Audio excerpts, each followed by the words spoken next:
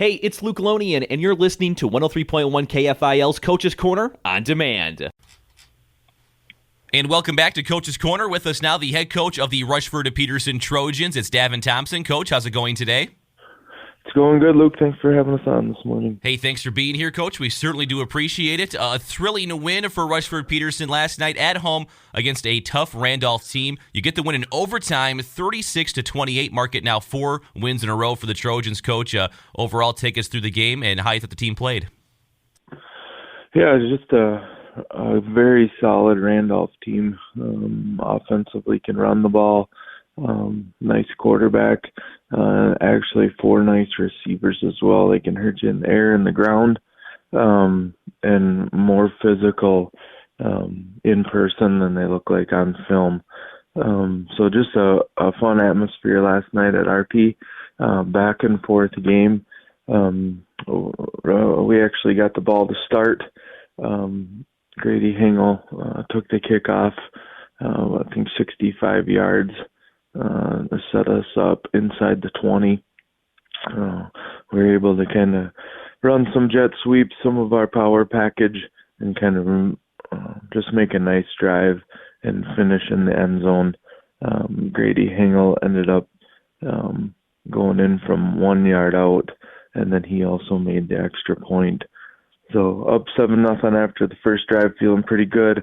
Kickoff to Randolph, cover the kickoff well, and then their quarterback, Benneret, throws a little bubble pass. We didn't get a line to the trips very well, throws a bubble pass. They take it 65 yards for a touchdown. So one play we're tied up again. But kind of back and forth battle through the rest of the first half.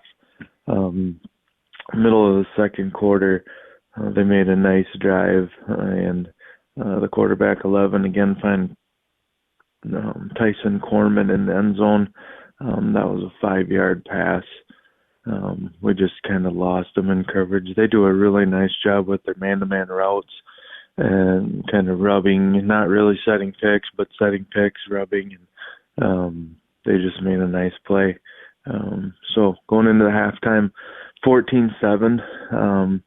Defensively, we talked about at halftime that we were on our heels a little bit. They do a lot of different things, a lot of different formation. I just felt like we were thinking a little bit, and we just needed to go. Just, play football, get aligned, and then play.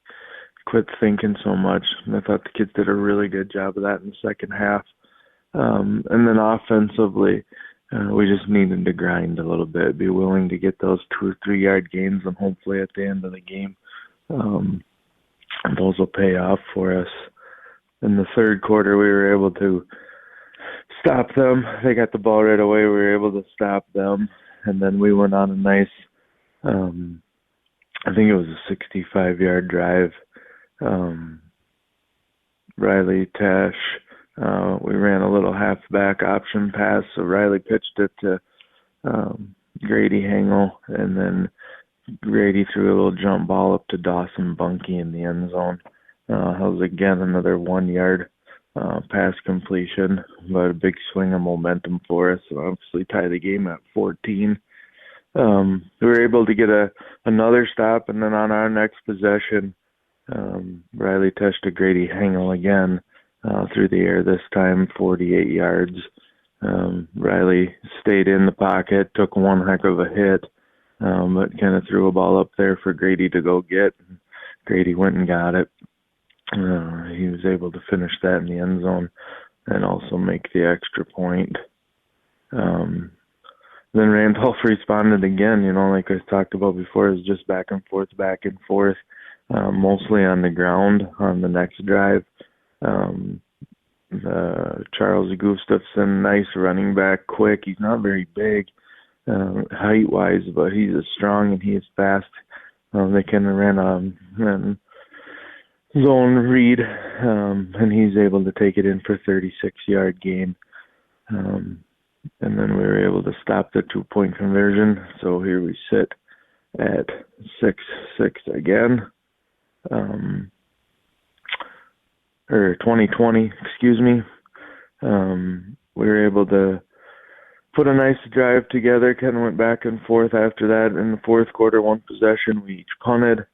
And then we were basically able just to grind one out on the ground. We had one holding penalty. Samson Wolkemeyer had a nice pass to get some of that, or nice reception, to get some of that yardage back.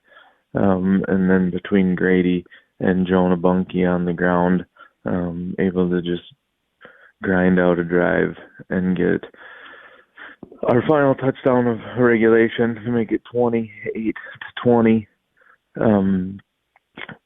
But I think there was 2 minutes and 43 seconds left. Randolph was able to drive down the field. They got Jamison Exley. I think he's a freshman. He had a 30-yard touchdown pass. Kind of got between our safeties. Our coverage broke down a little bit. We let a guy between our safeties, and Batchelor at the quarterback was able to find him. He goes in for the touchdown.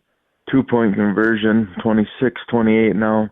2-point conversion. They kind of ran trips to the right. We had it covered well. Quarterback gets out of the pocket. Andrew Wolkemeyer's hanging all over him. Makes an unbelievable throw across his body. Finds Tyson Corman. He's able to go up and get it. 28-all again. We had the ball to end regulation. Made a nice drive. I think we got down to about the 30 and just unable to convert. So overtime we go. 4 running plays for us in overtime, all to the left.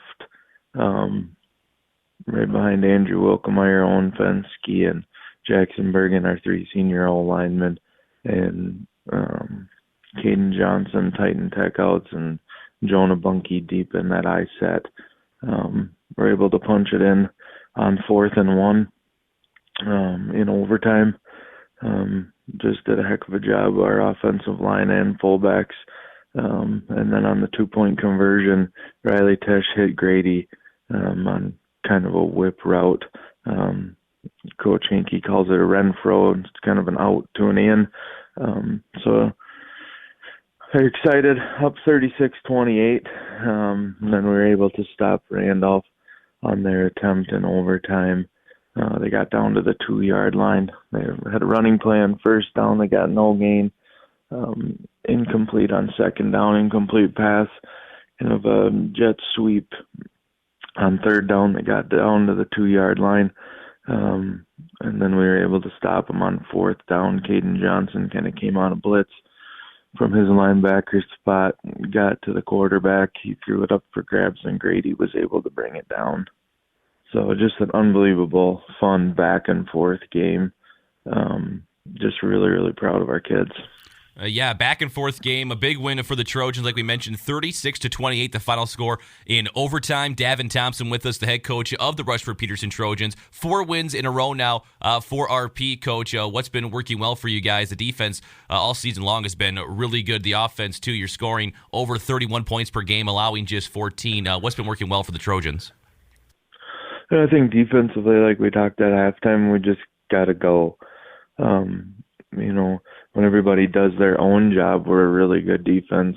When I start trying to do somebody else's job and they're doing somebody else's job and somebody else is trying to do somebody else's job, we're not very good.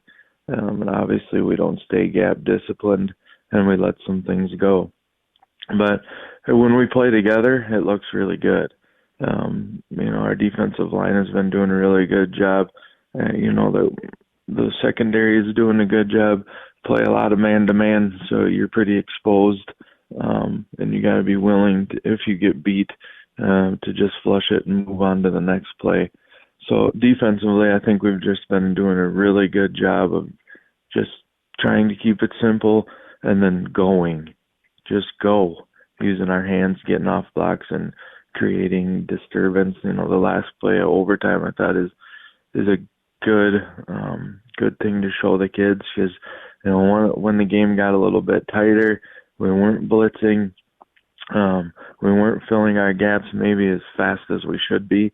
The last play in overtime, that linebacker Caden Johnson, as soon as it snapped, boom, he's into his blitz, he's into his gap, he causes a pressure, we get an interception, we win the game.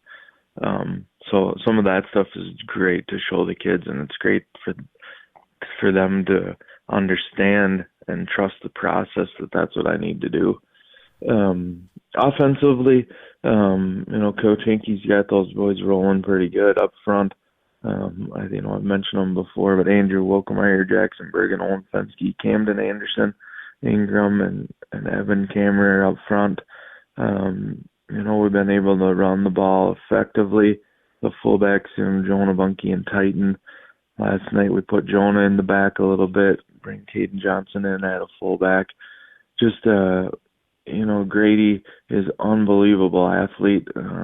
It seems like when he cuts, he almost starts going faster, and he can take it to the house at any time. And Jonah, along with those fullbacks, are just body blows. And I think towards the end of the game, in overtime, some of those blows from the first quarter, second quarter, third quarter, they were finally starting to take effect on Randolph, and we were able just to grind 4 downs, 3 yards in the dust, so to speak, and get a touchdown in overtime. So just unbelievably proud of the grind of our kids being willing, to grind the ball out on the ground and then, get those big plays through the air when people load the box on us. Davin Thompson with us, the head coach of the Rushford-Peterson Trojans. Coach, you have Hayfield next week at home. What do you expect to see from the Vikings? On a short turnaround, you're playing on a Thursday night. Yep, Thursday night game. Hayfield is a much improved team. Obviously have good athletes, being in the state tournament in basketball and baseball the past 2 years, and winning the state tournaments. So good athletes that know how to win. They're going to spread the field out, offensively. So, we're going to have to cover the field again, which is good for us. And, we just need to stick and get better at doing what we're doing, being able to run the football and play solid physical defense. The brand of football we play, a lot of people don't necessarily like playing against, just down after down after down after down, being physical. So we got to concentrate on that and just execute, clean up the mistakes that we made, and take another step. Davin Thompson with us, the head coach of the Rushford-Peterson Trojans. A thrilling win last night over Randolph, 36-28 in overtime. They are 5-1 on the season and take on Hayfield at home next Thursday night. Coach, we appreciate the time. Thank you so much, and good luck next week. Thanks for having us on, Luke. We got more Coach's Corner on the way next this morning right here on 103.1 KFIL.